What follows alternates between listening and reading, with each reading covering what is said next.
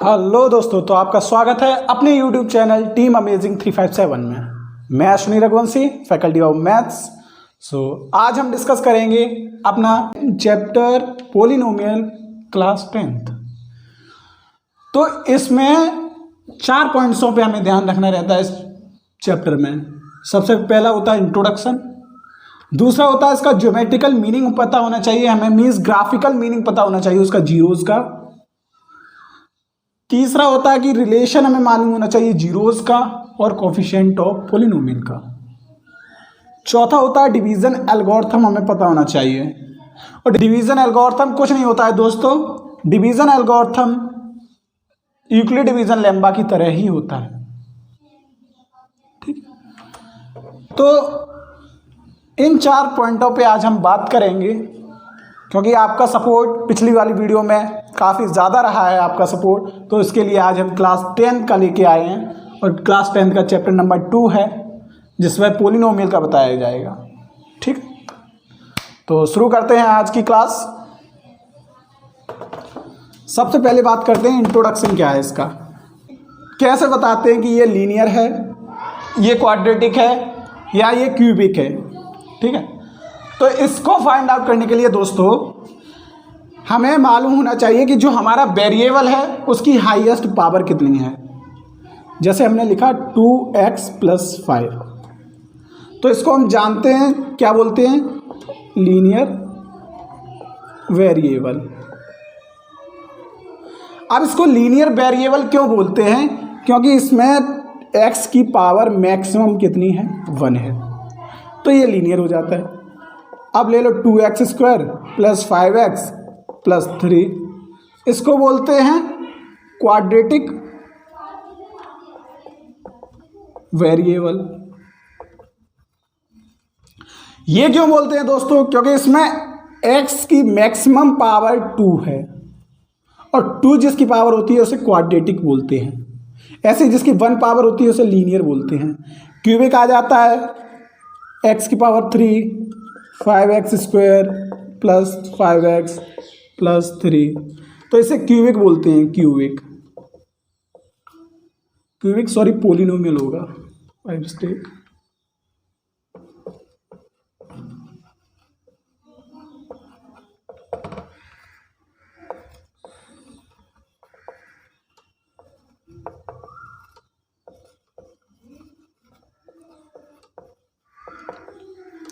ये हो जाता है क्यूबिक पोलिनोमियल। ठीक है, तो इसी तरीके से इसकी पावर बढ़ती जाएगी और वही इसके आगे लिखता जाएगा और पोलिनोमियल होता जाएगा। तो अब इनमें होता है कि इसके मैक्सिमम जीरोज कितने हो सकते हैं। अब जैसे लीनियर है तो इसके मैक्सिमम जीरो कितने हो सकते हैं, ये क्वाड्रेटिक इसके मैक्सिमम जीरो कितने हो सकते हैं, ये क्यूबिक है तो इसके मैक्सिमम जीरो कितने हो सकते हैं। तो दोस्तों इसका जितनी हाईएस्ट पावर होती है, जिस वेरिएबल की जितनी हाईएस्ट पावर होती है उतने ही उसके जीरोस हो सकते हैं। मैक्सिमम जीरोस उतने हो सकते हैं, उससे कम भी हो सकते हैं।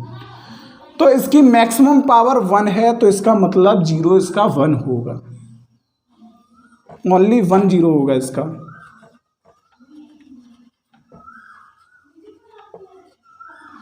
ठीक है, अब इसकी मैक्सिमम पावर 2 है तो इसके मैक्सिमम जीरोस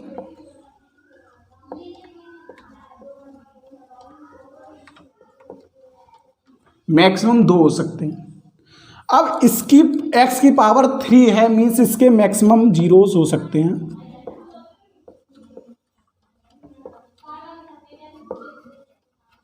3, इसके मैक्सिमम जीरोस 3 हो सकते हैं। तो जितनी ज़्यादा हाईएस्ट हमारी पावर होगी उतने ही हमारे जीरोस हो सकते हैं। ठीक है, तो अब इसके बाद करते हैं कि इसका ज्योमेट्रिकली मीनिंग क्या है इनके जीरोस का। ज्योमेट्रिकली का मीन्स होता है किसी भी हमें ग्राफ पे रिप्रेजेंट करना कि हमारे जीरोस ग्राफिकली क्या है। तो ग्राफिकली जैसे हो जाता है कि ये कोई ग्राफ है, ठीक है, 1 2 3 -1 -2 -3 1 2 3 -1 -2 -1 -2 -3। तो अब हमें कोई लीनियर वेरिएबल दे रखी रहती है, जैसे कि हमें दे रखा है y = 3x + 2।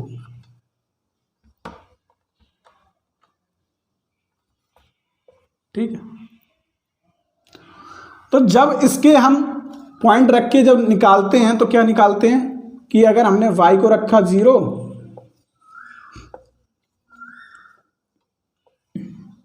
कि अगर हमने x को रखा 0, y निकला 2। जब y को रखा 0 तो x निकला मेरा -2/3। ठीक है, ये निकल के आया। तो अब इन पॉइंटों को हम इस पे रिप्रेजेंट कर देते हैं कैसे कि x0 y2 मीन्स एक पॉइंट तो यहाँ होगा जिसका नाम हो जाएगा 0 2। दूसरा है -2/3, -2/3 मीन्स 0 पॉइंट समथिंग है, तो 0 पॉइंट समथिंग मान लो यहाँ है कहीं, ये हो जाएगा -2/3, 0। अब एक लाइन यहाँ से रिप्रेजेंट करती हुई निकलेगी, यहाँ से निकल जाएगी सीधी। तो अब इसने एक्स एक्सिस को कितनी जगह कट किया, एक जगह कट किया, मीन्स यही हमारा आंसर हो जाएगा। एक्स का जो कट किया यही हमारा आंसर हो जाए। और हमने क्या बताया था, लीनियर वेरिएबल में केवल एक ही आंसर आता है, जो एक्स का टर्म होता है वही आंसर होता है, जो एक्स एक्सिस पे कट करता है वही आंसर होता है। तो यही इसके ज्योमेट्रिकली मीनिंग है इसका, समझ में आया। अब कोई क्वाड्रेटिक होगी तो वो कहीं दो जगह कट कर रही होगी, या तो ये दो जगह कट कर रही होगी तो ये वाले पॉइंट हो जाएंगे, या कहीं ऐसी कट करती हुई जा रही होगी, ये हो जाएंगे।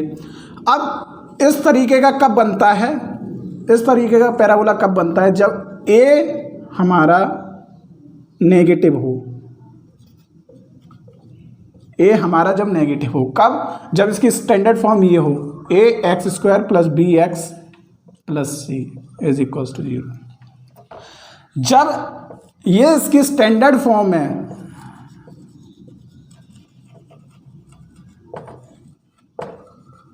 जब ये इसकी स्टैंडर्ड फॉर्म है किसी क्वाड्रेटिक इक्वेशन की, तो इसका पैराबोलिक बनता है। अब जिसका माउथ डाउनवर्ड होगा, जिसका माउथ डाउनवर्ड में होगा, मीन्स जिसका इस टाइप का बनेगा, तो उसमें ए नेगेटिव रहता है। ठीक है, और जिसका माउथ अपवर्ड होगा इस टाइप का, तो उसमें ए पॉजिटिव रहता है। ठीक है, तो अब एक तो इसका आंसर ये हो जाएगा, एक आंसर ये हो जाएगा, इसमें दो आंसर हो जाएंगे, एक ये हो जाएगा, एक ये हो जाएगा। अब इसमें मैक्सिमम तो हो सकते हैं। अब एक की कंडीशन आती है, जब ये ग्राफ आया, इसको टच किया और यहीं से निकल गया, तो ये इसका एक आंसर होता है, एक आंसर है, लेकिन हम लिखते हैं 2 इक्वल रियल रूट्स, जो कि आगे वाले चैप्टर में बताऊंगा क्वाड्रेटिक इक्वेशन में। ठीक है, इसी तरीके से क्यूबिक का होता है, वो 3 जगह कट करता है, मैक्सिमम 3 जगह कट कर सकता है, हो सकता है फिर 2 जगह भी कट कर दे या 1 जगह भी कट कर दे। कैसे कर दे, कोई एग्जांपल दे के बताऊं। तो लिखा मैंने y = x³।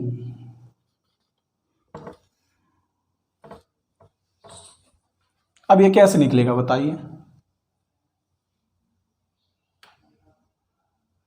ये केवल इस पॉइंट पे आके कट करेगा 0,0 पे, और ये दूसरी जगह कहीं कट नहीं करेगा, मीन्स इसका आंसर केवल 1 होगा। इसका केवल जीरोस जो होंगे इसके, वो केवल एक 0 होगा,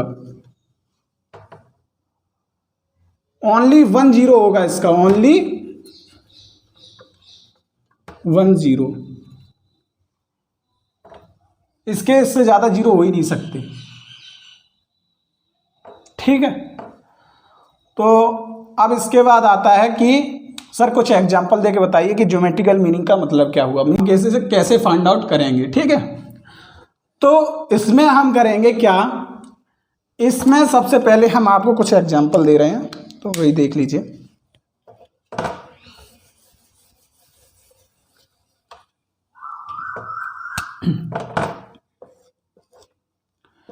ये आया, ये निकल गया, ये आया, ये निकल गया।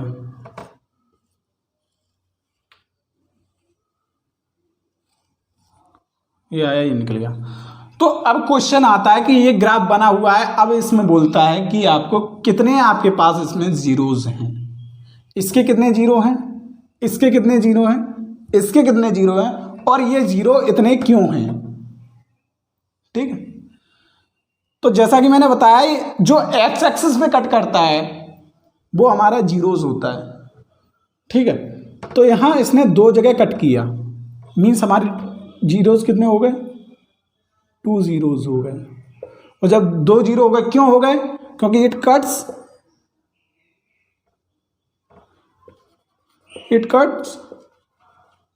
2 पॉइंट्स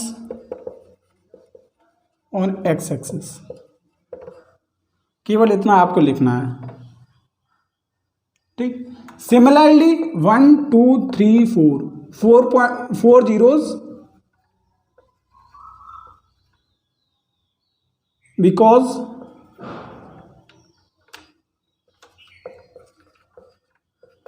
it cuts 4 points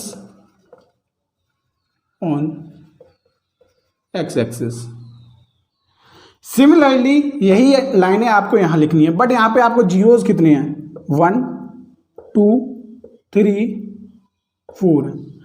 अब यहाँ पे ये केवल एक ही पॉइंट है, क्योंकि ये इसने यहाँ टच किया और यहीं से वापस चला गया, इसने यहाँ टच किया और यहीं से ये वापस चला गया। ठीक है, तो इस तरीके से यहाँ भी 4 है, तो सिमिलरली यही वाली लाइन यहाँ आ जाएगी, और इसने यहाँ कट किया लेकिन ये पार निकल गया था।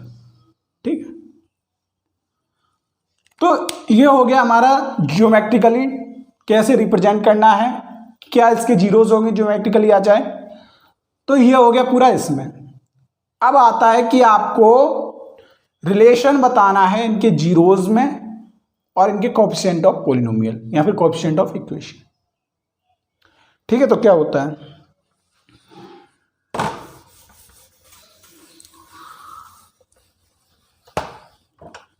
अब आप लोग कोएफिशिएंट और उसमें रिलेशन जानने से पहले, कोएफिशिएंट ऑफ जीरोज में रिलेशन जानने से पहले आपको स्टैंडर्ड फॉर्म सबकी पता होनी चाहिए कि आपकी क्वाड्रेटिक इक्वेशन की क्या होती है स्टैंडर्ड फॉर्म, आपकी लीनियर इक्वेशन की क्या होती है स्टैंडर्ड फॉर्म, क्यूबिक इक्वेशन की क्या होती है।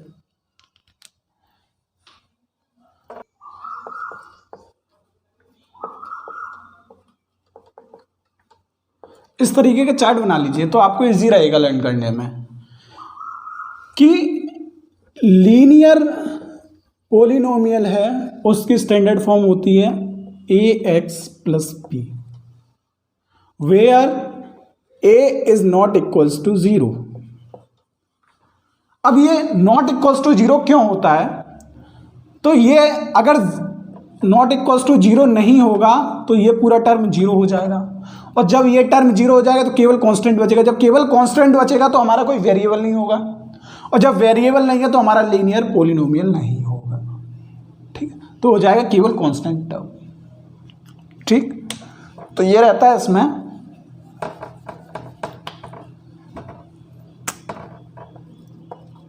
ax plus B. ठीक है, अब आता है कि क्वाड्रेटिक पॉलिनोमियल, क्वाड्रेटिक पॉलिनोमियल, तो क्वाड्रेटिक पॉलिनोमियल की जनरल इक्वेशन होती है ax² plus bx plus c. ये इसकी जनरल फॉर्म है, मीन्स स्टैंडर्ड फॉर्म है। यहां पे भी यही कंडीशन रहती है, a is not equals to 0, क्योंकि अगर क्वाड्रेटिक में a वाला टर्म 0 हो जाएगा तो ये लीनियर में कन्वर्ट हो जाएगी।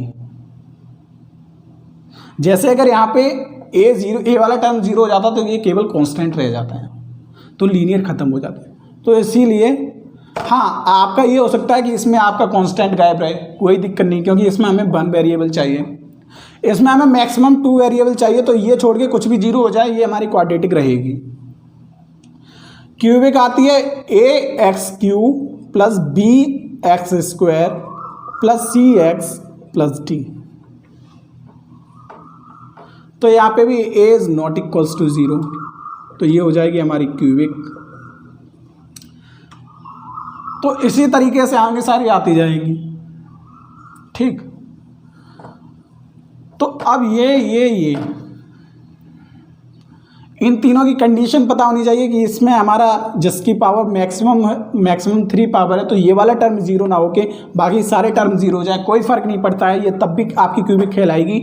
लेकिन अगर ये x की पावर जो 3 है अगर वो जीरो हो गया तो ये आपका क्वाड्रेटिक में फिर चला जाएगा, फिर ये आपका क्यूबिक नहीं रहेगा। तो इसलिए इस कंडीशन को आपको साथ में अप्लाई करना है। आया समझ? तो इसके बाद अब इसके बात करते हैं कि इसके जीरोज क्या हैं।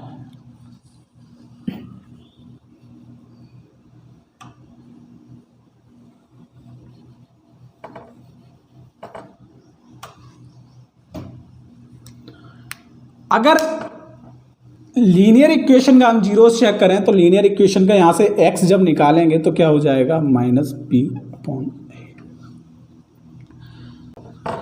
तो ये जो x हमारा है यही हमारा जीरो है, और जब ये हमारा जीरो है तो ये हो गए हमारे कोफिशिएंट ऑफ पॉलिनोमियल।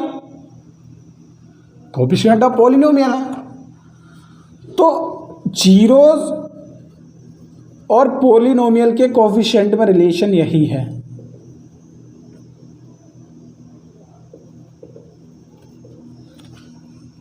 अब ये है किसके लिए? ये है आपके लीनियर के लिए। जब लीनियर में आप मान लीजिए अल्फा जब आपको लीनियर में फाइंड करना है, अल्फा जीरो है जो कि आपको फाइंड करना है, तो आपको इस रिलेशन से फाइंड आउट कर सकते हैं -b/a। तो अब जब हमने लीनियर की बात कर दी तो उसके बाद आती है अब आपकी क्वाड्रेटिक। तो हम क्यूबिक को हटाते हैं, उसके बाद क्वाड्रेटिक की बात करते हैं। तो यहां पे रिलेशन आता है कि इनके जीरोज में और कोफिशिएंट में रिलेशन क्या है। तो रिलेशन होता है, पहला रिलेशन होता है कि sum of zeros. Sum of zeros का मतलब हो गया कि हमारे पास दो इसके जीरोज होते हैं, वो होते हैं एक अल्फा और एक बीटा। ये तो इसके जीरोज होते हैं, तो sum of zeros means alpha plus beta, तो वो इक्वल्स टू होता है -b/a। फिर इसका दूसरा ही आता है product.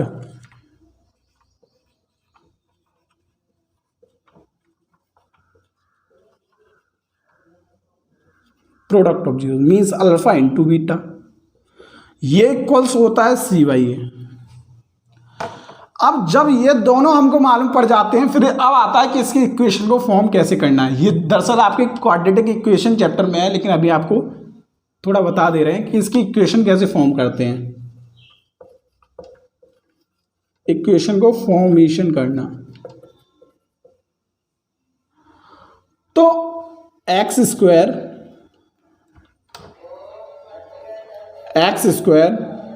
Minus sum of zeros means alpha plus beta into x plus product of zeros means alpha into beta is equals to 0। ये आपकी क्वाड्रेटिक इक्वेशन वापस से प्रिपेयर हो जाएगी जो आपकी यहाँ थी, ये वाली इक्वेशन। जब आप इनको सॉल्व कर लेंगे तो आपको वापस से यही इक्वेशन मिल जाएगी। तो ये इक्वेशन का फॉर्मेशन होता है, ये होता है नंबर तीसरा। लेकिन रिलेशन आपके पास यही दो रहते हैं कि sum of zeros alpha plus beta और product of zeros alpha beta. अब आपको ये अल्फा बीटा कहाँ से मिलेंगे? जब आप इस इक्वेशन को फैक्टराइजेशन मेथड या फिर आप मिडिल स्प्लिटिंग मेथड से सॉल्व जब करेंगे तो आपको ये अल्फा भी मिलेगा, बीटा भी मिलेगा। ये दोनों कहाँ से मिलेंगे? क्योंकि इसकी मैक्सिमम पावर 2 है तो इसके जीरोस 2 होंगे मैक्सिमम। कोई सिंगल जीरो आता है तो उसको हमने बताया था 2 इक्वल जीरोस भी बोल देते हैं, तो उसके अकॉर्डिंग सॉल्व हो जाएगा। ठीक है, अब बात करते हैं क्यूबिक।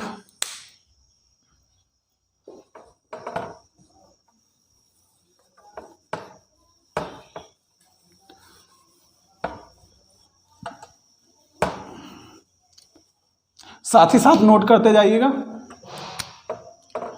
अब आता है ax³ plus bx² plus cx plus d a is not equals to 0 ये हमारी होती है क्यूबिक पोलिनोमियल। तो जब ये हमारी क्यूबिक पोलिनोमियल होती है तो इसमें रिलेशन होते हैं 3। पहला होता है सम ऑफ जीरोस, जो कि होता है alpha plus beta plus gamma. इसके जो जीरोस होते हैं वो होते हैं अल्फा, बीटा एंड गामा। तो गामा ये इक्वल होता है -b/a के। नंबर दूसरा जो इसमें रिलेशन होता है वो होता है sum of and product of zeros. Sum of product of zeros का मतलब होता है alpha beta plus beta into gamma plus gamma into alpha. तो ये इक्वल होता है c/a। ठीक है, कि मतलब जो हमारा अल्फा निकलेगा, बीटा निकलेगा, गामा निकलेगा, ये निकलेगा वैसे ही कि इसे सॉल्व कर लें। सॉल्व करने के बाद आपको अल्फा बीटा गामा मिलेंगे, इसमें रख के आपको सॉल्व मीन्स वेरीफाई करना है। ये क्वेश्चन ज़्यादातर वेरीफाई के लिए बनते हैं कि आपका ये निकला है, अब इससे वेरीफाई कीजिए आपने सही निकाला है गलत है। ठीक है, तो अब ये करने के बाद तीसरा आपके पास आता है प्रोडक्ट ऑफ जीरोस।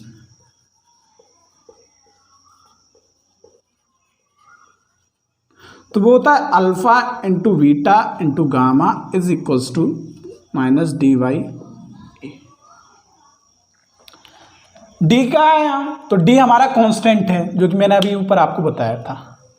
ये आपके 3 रिलेशन होने के बाद जब इसकी इक्वेशन का फॉर्मेशन करते हैं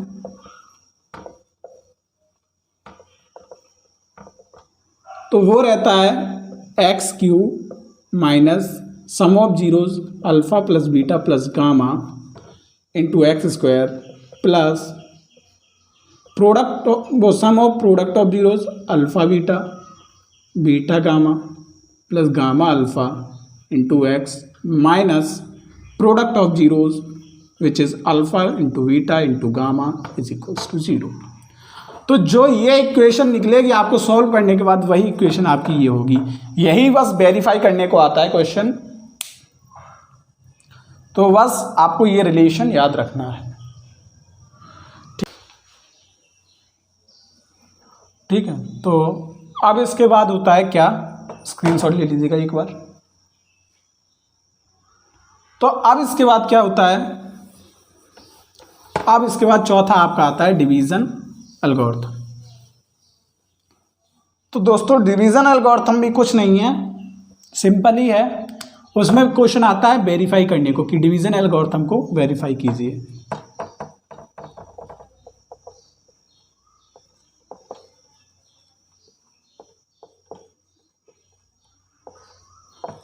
अब आता है आपका डिवीजन एल्गोरिथम। ये क्या बताता है कि आपके पास कोई एक px फंक्शन एंड एक कोई आपके पास gx फंक्शन है। जब ये दो आपके पास कोई फंक्शन है जिसमें आपका gx अगर डिवाइजर का काम कर रहा है तो नॉट इक्वल्स टू 0 होना चाहिए। ठीक है, तो px और एक gx दो फंक्शन है जिसमें डिवाइजर नॉट इक्वल्स टू 0 है। तो इसमें जो आपका रिमाइंडर आएगा, क्वेश्चन आएगा, वो मतलब वेरीफाई कीजिए वो डिवाइडेंड के इक्वल है या नहीं। तो इसका फंक्शन होता है जो इसका रिमाइंडर आएगा वो यहाँ तो 0 आएगा, यहाँ लेस देन होगा किसके, gx के, rx कह सकते हैं। जो आपका rx है यहाँ तो वो 0 होगा या फिर लेस देन होगा gx से। ठीक है, तो इस कंडीशन को फॉलो करते हुए एक इक्वेशन हमें मिलती है px is equals to gx qx plus rx। px is the dividend, gx is the divisor, qx is the quotient and rx is the remainder। तो जब हम किसी इक्वेशन को सॉल्व करने के बाद इसमें पुट करते हैं और वापस से हमें डिवाइडेंड मिल जाए मीन्स px मिल जाए तो वह हमारी डिवीजन एल्गोरिथम को प्रूव करता है, डिवीजन एल्गोरिथम को प्रूव करता है। तो अब इसका क्वेश्चन कैसे आता है, इसको नोट डाउन कर लीजिए, उसके बाद आगे बढ़ते हैं। तो अब इसका क्वेश्चन आता है कि कोई आपको दे दिया गया कि दो px आपका दे दिया गया है आपको 5x² प्लस क्यू कर लीजिए, Q plus 3x plus 5 and gx आपको दे दिया गया है x प्लस 3। अब आपको ये जब दे देगा आपको तो उसके बाद बोलेगा कि डिवीज़न एल्गोरिथम को आप वेरीफाई कीजिए। तो आपको क्या करना है, यहाँ से आपको gx से px में डिवाइड लगाना है। तो कुछ हमें qx मिलेगा और यहाँ पे कुछ पुट करने के बाद हमें यहाँ पे rx मिलेगा। वही हमको यहाँ पुट डाउन कर देना है, px equals to gx into qx plus rx, और नीचे लिख देना, अगर ये इसके इक्वल हो जाए तो लिख देना है वेरीफाई, खत्म। अब कैसे करना है ये एक बार देख लीजिए, मैं इस एग्जाम्पल के थ्रू आपको बताता हूँ। px हमारा क्या है 5x³ plus 3x plus 5, qx अभी हम निकालेंगे, gx हमें कितना दे रखा है x प्लस 3, ठीक। तो अब जब हम इससे इसमें डिवाइड मारेंगे तो कितने टाइम्स जाएगा, सब डिवाइड मारने में भी एक तरीका होता है इसमें कि सबसे पहले जो हाईएस्ट पावर है उसको हमें ख़त्म करना रहता है और इसको एक सिस्टमेटिक वे में लगाते हैं जो कि इसका ये है, मीन्स एक स्टैंडर्ड फॉर्म में लगाते हैं जो कि ये है कि सबसे पहले x के हाईएस्ट पावर, उसके बाद लोवेस्ट, उसके बाद लोवेस्ट, ठीक, और लास्ट में आगे कांस्टेंट, और इसको भी वैसे अरेंज करते हैं। तो इसमें सबसे पहले डिवाइड करना रहता है इसका जो हाईएस्ट पावर में हो। तो 5x² से अगर डिवाइड लगाएंगे तो यहाँ कितना हो गया 5x³, जब इससे मल्टीप्लाई किया, जब इससे मल्टीप्लाई किया तो 5 3 जा 15x²। अब जब यहाँ नहीं है आपको ऐसे सिंपली नोट डाउन कर लेना है। अब x² का टर्म यहाँ नहीं है, जब डिवाइड करने के बाद आपको नीचे रिमाइंडर लिखना रहता है तो इसका साइन चेंज हो जाता है, जो प्लस है वो माइनस में और जो माइनस है वो प्लस में, तो इनके साइन चेंज हो गए। अब ये प्लस माइनस कैंसिल हो जाएगा, ये माइनस का 15 आ जाएगा, -15x² प्लस 3x प्लस 5, इसको नोट डाउन कर लेंगे। अब इसमें जब इससे वापस से डिवाइड लगाएंगे तो क्या हो जाएगा -15x, तो -15x², क्योंकि इससे जब मल्टीप्लाई किया, और जब इससे करेंगे तो 5 3 जा 15 3 जा 45, तो माइनस का 45x, ठीक है। फिर साइन चेंज हो गए, ये कैंसिल हो गया। अब यहाँ से आ गया 48x प्लस 5। अब आप देखेंगे जब 48 से डिवाइड करेंगे तब, तो 48x 3 से 48 में करेंगे तो 48 क्रॉस 3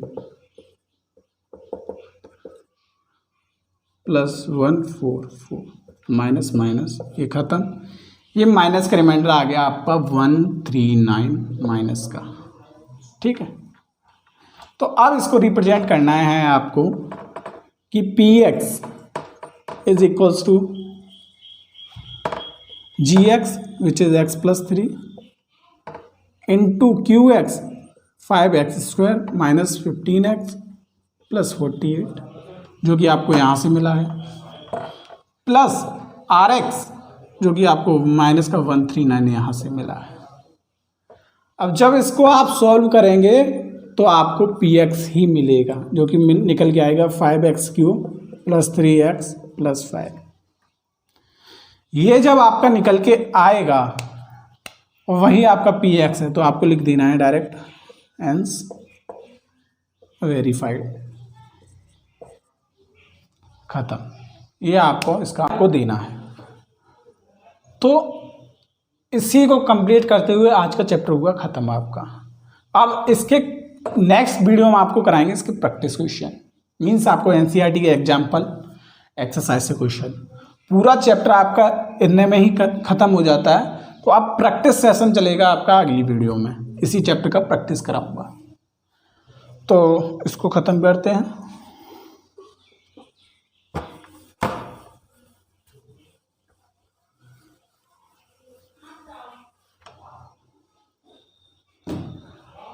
तो दोस्तों अब बात करते हैं कि आपने जो पिछली वीडियो पे हमें सपोर्ट किया, टीम अमेजिंग 357 को आपने जो सपोर्ट किया, जो प्यार दिया उसे आपने, काफ़ी ज़्यादा था। तो उसी तरीके से आपको सपोर्ट करना है टीम अमेजिंग को, आपको प्यार दिखाते रहना है। जो आपकी ये टीम अमेजिंग है,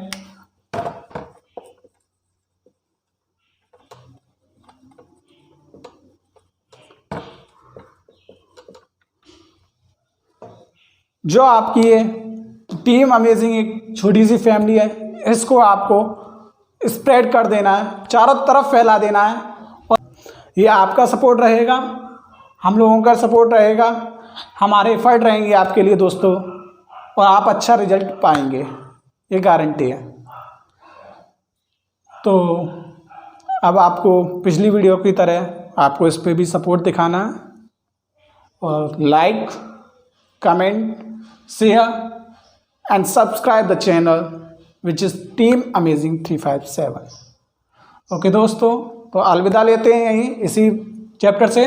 तो प्रैक्टिस सेशन से स्टार्ट करेंगे अगला चैप्टर। जय हिंद दोस्तों।